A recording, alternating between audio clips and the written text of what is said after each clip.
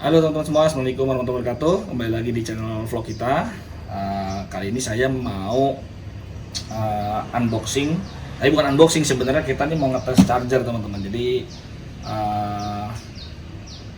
setiap teman-teman nih yang beli atau order charger EV kendaraannya dengan kita, sebelum dikirim saya pastikan bahwa chargernya itu dalam kondisi baik dulu teman-teman. Jadi pasti saya cek dulu ya. Oke, nah ini ritual kita mengecek. Nah ini saya mau ngasih tahu teman-teman ya.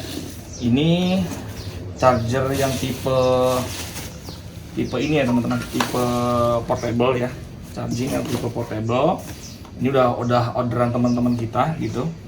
Nah ini chargernya support 6,6 kW teman-teman. Nah jadi kebenaran yang ini type 2. Nah, teman kita dia order yang tipe 2 karena dia bisa buat ke Ionix juga, sama buat ke Wuling EV juga. Jadi ini tipenya type 2 ya. Type 2 nanti kita coba ya teman-teman ya, seperti apa ya. Nah sementara yang ini teman kita juga pesan, kebenaran dia pilihnya yang GBT teman-teman.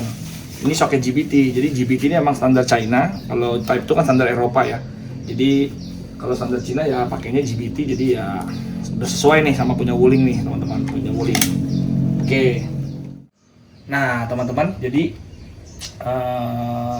banyak juga yang tanya sama saya gitu ya, gimana nanti instalasi di rumahnya gitu ya, bagaimana nanti instalasi di rumahnya. Sebenarnya dari paket bawaannya teman-teman ya, kalau bisa dilihat dari sini ya, ini paket bawahnya tuh sebenarnya udah ada ininya teman-teman tuh. Sebenarnya saya udah bikinin vlog khusus ya, waktu kita unboxing sama kita review tentang ini tuh sebenarnya udah. Jadi kita udah dapat ininya. Nah, ini tuh tinggal kita kasih kabel yang 6 mili gitu ya. Nanti connect-nya tuh ke KWH meter ke box MCB kita gitu ya. Jadi ini tinggal begini aja nanti tuh gitu. Nah, tinggal ginilah intinya gitu ya. Sebenarnya mudah. Nah, tapi dibanding mungkin ada yang bingung, coba nanti saya kasih tahu ya bagaimana step by stepnya teman-teman para pemilik mobil EV yang baru punya mobil EV untuk instalasi di rumah seperti apa ya. Yuk, ikut teman-teman. Nah, jadi seperti ini teman-teman. Jadi bisa dari sini ya ambilnya. Nah, jadi kalau saya kebenaran saya udah bikin box seperti ini ya. Nah, tapi sebelum sampai ke box ini mungkin saya mau jelasin dulu. Di rumah kan teman-teman pasti punya KWH meter nih ya, seperti ini ya. Ini kalau saya buka ya. Nah, KWH meter teman-teman rumah kan seperti ini ya. Ada yang sudah token atau yang masih manual seperti ini teman-teman.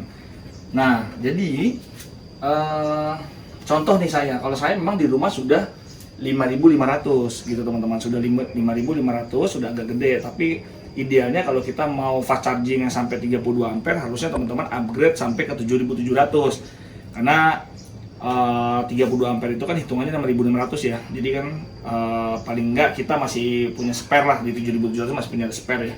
Oke, paling enggak teman-teman harus upgrade ke 7.700 kalau teman-teman mau naikin. Tapi kalau misalnya kayak saya nih, saya misalnya nggak mau naikin lah, saya cukup lah pakai 5.500 aja, karena memang kebenaran charger saya juga bisa adjustable. Jadi bisa mau main 10 ampere, 12 ampere, mau 13 ampere, mau 16 ampere, itu bisa custom. Selama nggak mau naik juga nggak apa-apa juga, tapi mungkin hemat saya lebih baiknya kalau pasang baru atau nambah daya lah minimal ke 7.700. Jadi biar bisa chargernya itu maksimal pakai ke 32 ampere gitu teman-teman. Oke, tahapnya gimana? Anggap aja teman-teman nih nambah daya aja nih. Anggap aja mau nambah daya atau mau bikin baru ya. Mau nambah daya atau mau bikin baru. Nah kalau nambah daya atau mau bikin baru, berarti kan intinya datangin orang PLN gitu ya. Datangnya orang PLN, pasti kan dia mau rubah MCB-nya atau mau nambah KWH seperti ini ya. Entah token, entah KWH meter manual seperti ini. Nah jadi saat orang PLN itu datang, sebisa mungkin teman-teman sudah siapin kabel seperti ini teman-teman. Ini kabel 3 kali 6 mili ya. Jadi teman-teman siapin kabel 3 kali 6 mili. Kenapa 6 mili? Karena 6 mili itu dia support sampai 45 ampere teman-teman. Support sampai 44 ampere lah. Jadi kalau kita kebutuhannya mobil ini nanti bakalan ngecas itu sampai 30 ampere, jadi kabel 6 mili ini sudah support sampai 44 ampere gitu teman-teman. Jadi ya paling tidak teman-teman harus siapin dulu nih kabel seperti ini ya, bisa mendekat ya. Kabel seperti ini tuh yang 3 kali 6 mili, intinya gitu. Nah 3 kali 6 mili mungkin teman-teman bisa beli tergantung apakah mau beli 2 meter aja atau 5 meter itu suka-suka teman-teman lah. Intinya saya nggak tahu kan nanti rencana mau taruh boxnya tuh di mana gitu ya, atau teman-teman sebentar saya coba kasih unjuk ya. Dan nanti setiap paket pembelian charger itu kan dapat begini teman-teman. Kalau yang dari saya ya, charger yang dari saya ya, kalau yang charger dari saya itu nanti dapat seperti ini kan. Nah maksudnya itu kabel 3x5 mili itu teman-teman bisa nanti setelah teman-teman sudah beli, misalkan anggapnya 2 meter, nanti minta tolong disambungin sama pihak PLN, minta tolong disambungin untuk dikeluarkan aja kabelnya. Jadi kabel yang 6 mili ini tadi teman-teman beli 2 meter atau beli berapapun meter, digulung aja dulu. Yang penting tolong disiapkan kabel yang udah dikonek di sini lewat MCB-nya gitu ya, itu dikeluarin dulu aja. Jadi teman-teman pokoknya kalau nanti mau pasang baru atau mau nambah daya pun, saat orang PLN datang minta tolong disambungin Pak, kabel 3,6 mili ini tolong disambungin dan dikeluarin aja dulu, digantung aja dulu di sini, anggap aja gitulah, anggap aja digantung dulu aja gitu. Nah harapannya nanti kalau teman-teman sudah siap dengan charging pile-nya gitu ya, teman-teman kalau bisa bikin teman-teman box seperti ini. Sebenarnya Wuling juga udah siapin ya, Wuling kan juga udah siapin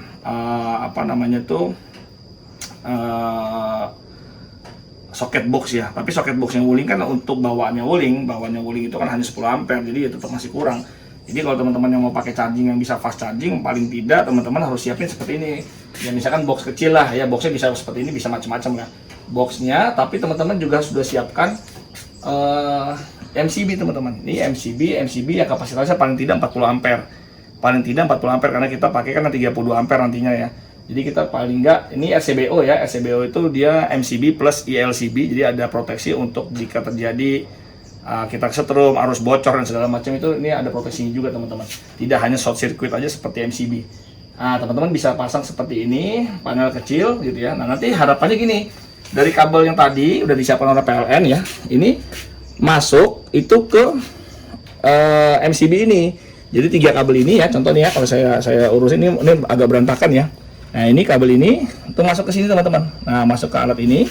Nanti keluarannya baru teman-teman bisa pakai ini, bikin seperti saya nih ya, bikin seperti ini, beli soket seperti ini ya. Karena kan nanti kita charger kita kan bentuknya seperti ini ya, tinggal masuk ya. Ini kan cewekannya ya, nanti cowokannya kan yang ada di charger. Nah, atau teman-teman bisa juga lariin ke sini kalau yang buat charging pile. Kalau yang charging pile output dari si ILCB atau si RCBO ini lariin aja ke terminal gitu. Nanti terminal ini baru kita connect ke charging pile. Kalau teman-teman mau pakai charging pile nanti tinggal connect ke charging pile-nya teman-teman.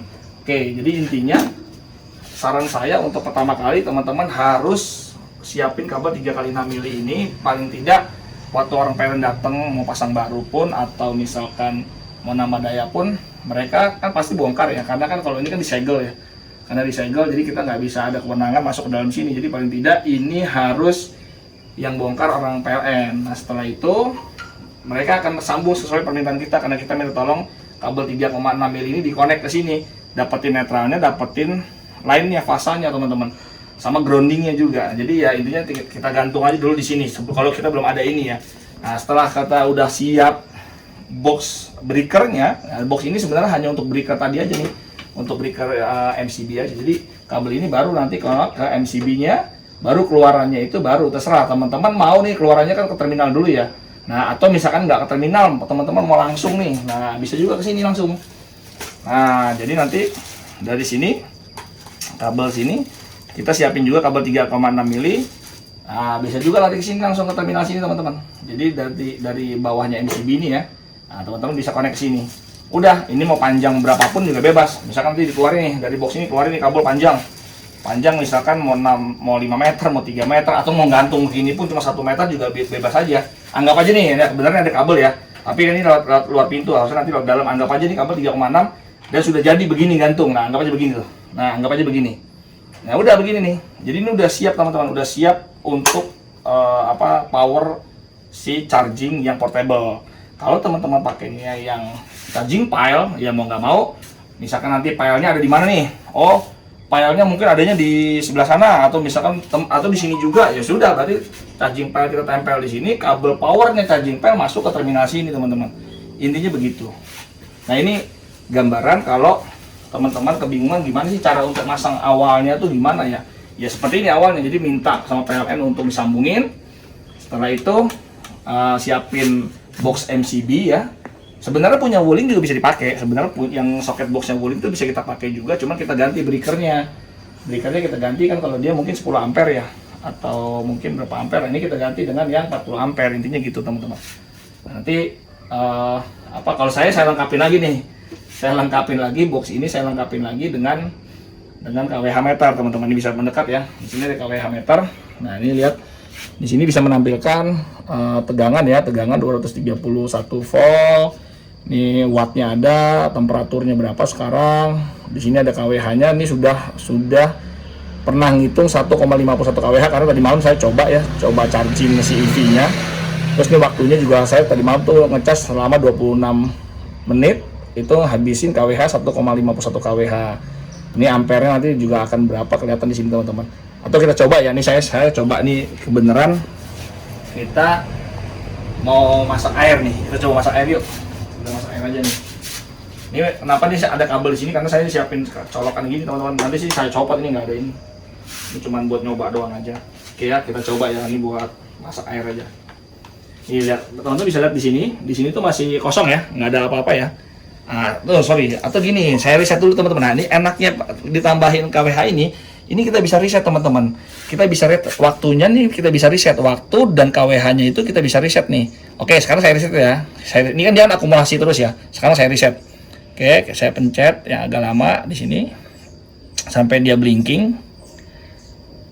Oke, nah ini kan waktunya udah blinking. Ini tekan 2 kali teman-teman sampai dia reset. Oke, Nah, ini kita reset. 2 kali udah kosong ya, kWh-nya kosong. Sekarang waktunya saya mau reset. Waktunya saya reset juga. Tuh 2. Ini agak cepat emang harus. Reset. Nah, setelah itu udah pencet yang lama lagi sampai dia keluar. Sampai dia keluar teman-teman ya. Nah, ini udah tuh. Jadi enaknya tuh sekarang ini kita bisa reset nih teman-teman. Contoh nih ya. Sekarang saya misalkan contoh ini ya. Ini kan sekarang udah reset ya. Baik kWh, energinya berapa sama timernya berapa udah saya reset. Sekarang saya mau masak air ini nih. Saya mau tahu berapa watt sih alat air ini ya. Contoh nih. Saya hidupin ya. Oke, saya hidupin sekarang start. Oke, on. Lihat teman-teman. Tuh lihat. Sekarang. Oh, berarti alat masak ini ya, si water heater ini tuh 821 watt. Nah, bergerak terus ya, 800 berapa watt. Ampernya tuh butuh 3,6 ampere nih teman-teman yang merah nih. 3,6 ampere. Nah, waktunya berjalan nih. Sekarang nanti kalau dia kan kedap-kedip tuh. Detiknya kedap-kedip ya. Nanti dia akan berjalan tuh. Oh, misalkan 1 menit, 2 menit. Jadi saya bisa tahu bahwa masak air ini tuh mendidih sampai berapa sih. Dan dia akan otomatis berhenti setelah sudah tidak ada kegiatan. Dia otomatis berhenti teman-teman.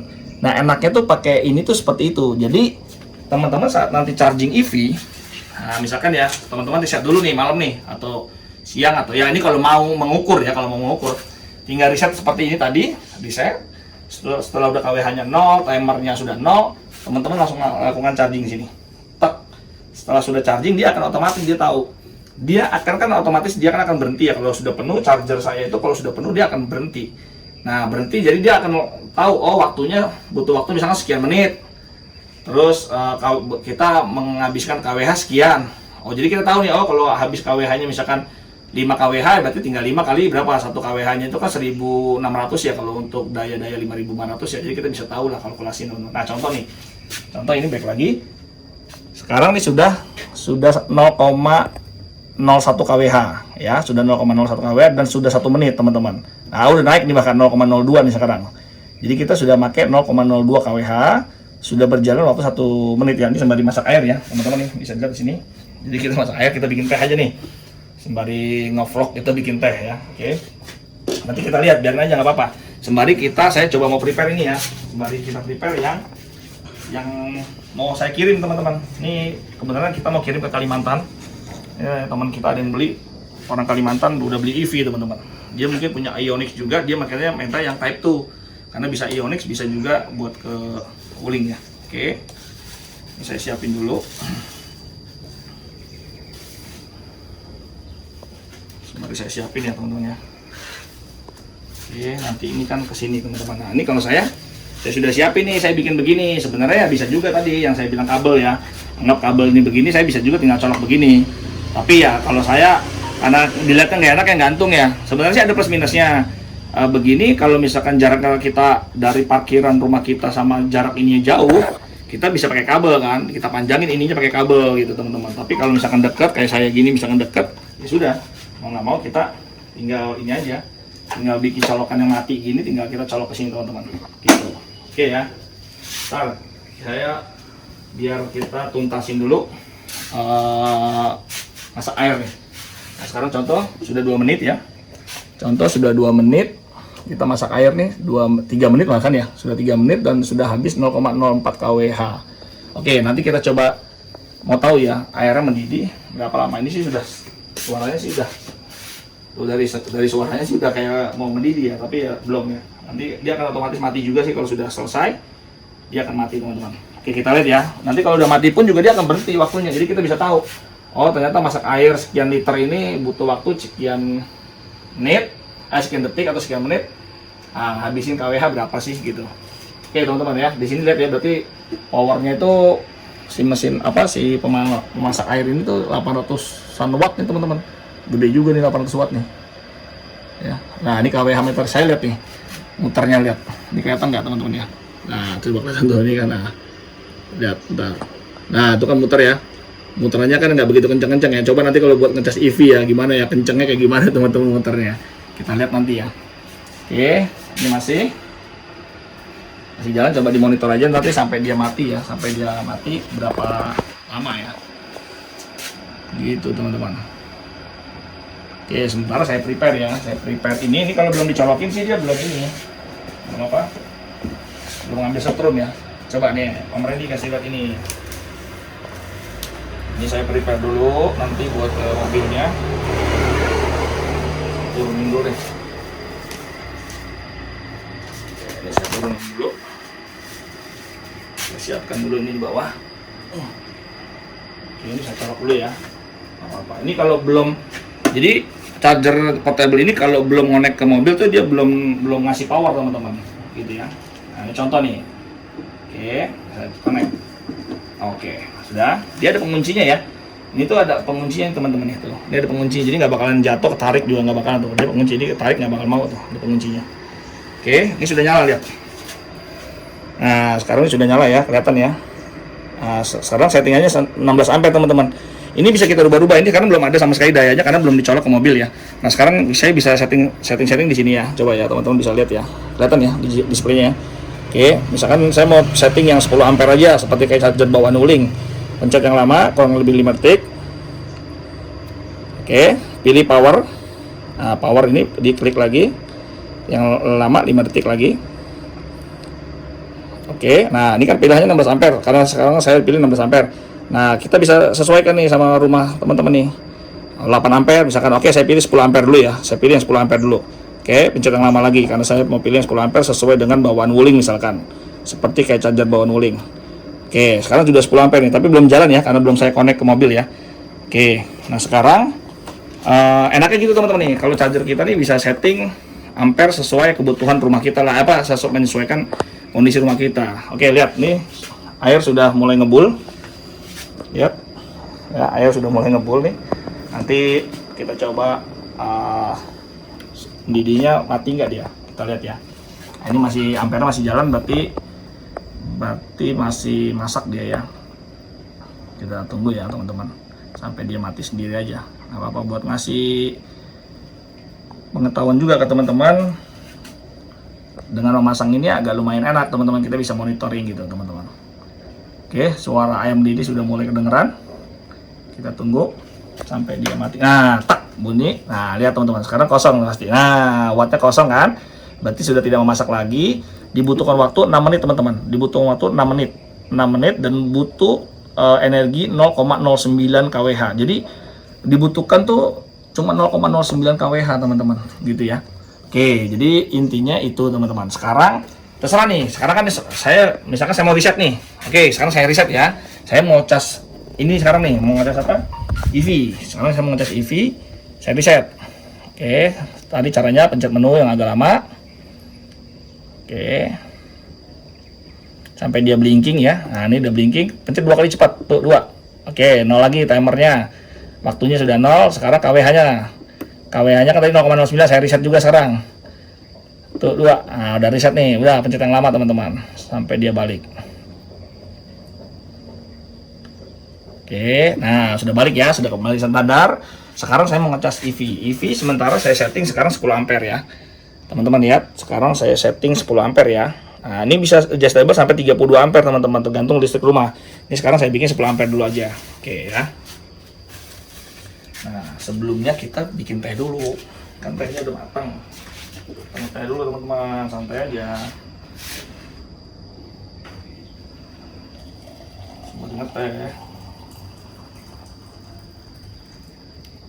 Oke, sip. Kita tunggu nanti merah tehnya baru kita santap. Oke, sekarang kita balik ke sini teman-teman. Nah, ini kita persiapkan ya. Kita persiapkan. Terus kita buka. Biasalah, pokoknya kalau mau ngecas. Nah, ini dia ya. Karena ini type 2 ya.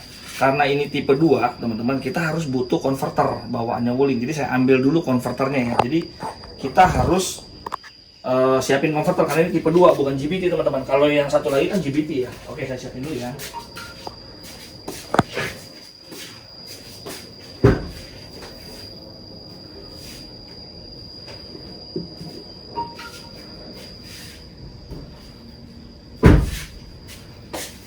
Nah, ini konverternya teman-teman ya. Jadi ini konverternya untuk charger yang tipe 2. Kalau yang GBT nggak perlu gitu ya. Tapi kalau tipe 2, jadi mau nggak mau kita harus butuh konverter ini teman-teman. Oke, sekarang kita coba, teman-teman perhatiin ya. Ini ada sisi mobil, ada sisi listrik ya. Ada sisi mobil, ada sisi listrik ya. Nah teman-teman jangan sampai salah, jangan sampai terbalik nih. Jadi sisinya adalah sisi yang mobil, kita masukin sisi mobil sini ya. Oke, kita masukin ke sisi mobil ya. Oke, kita colok. Oke, nah sudah ya, sudah nyolok ya. Pastikan dia klik ya. Sudah pastikan dia klik. Setelah itu baru teman-teman pasang ini. Nah pastikan teman-teman ya. Nah, tinggal connect. Oke, Bismillah. Kita connect. Nah lihat teman-teman di sini chargingnya. Nah dia mulai connect. Nah lihat. Oke. 10 ampere ya. Di sini ada tegangannya juga. Nah, lihat teman-teman, di sini ada tegangan 216 ampere, terus di sini ada 2,1 kW ya. Terus waktunya juga berjalan. Jadi enaknya si charging ini, tuh lihat teman-teman. Di sini juga ada waktunya juga. Terus dia udah berjalan 0,01 kW. Jadi ada semua di sini teman-teman. Oke. Nah, sekarang di sini juga ada nih. Lihat. Nah, di sini yang buatan saya juga sama nih. Di sini ada tegangannya, ada wattnya tuh. Sekarang 2200 berapa tuh ya? Karena kita pilihnya kan tadi kan 10 ampere teman-teman. Kalau 10 ampere itu kan 2200 watt kan. Nah, makanya wattnya cuma 2200 watt.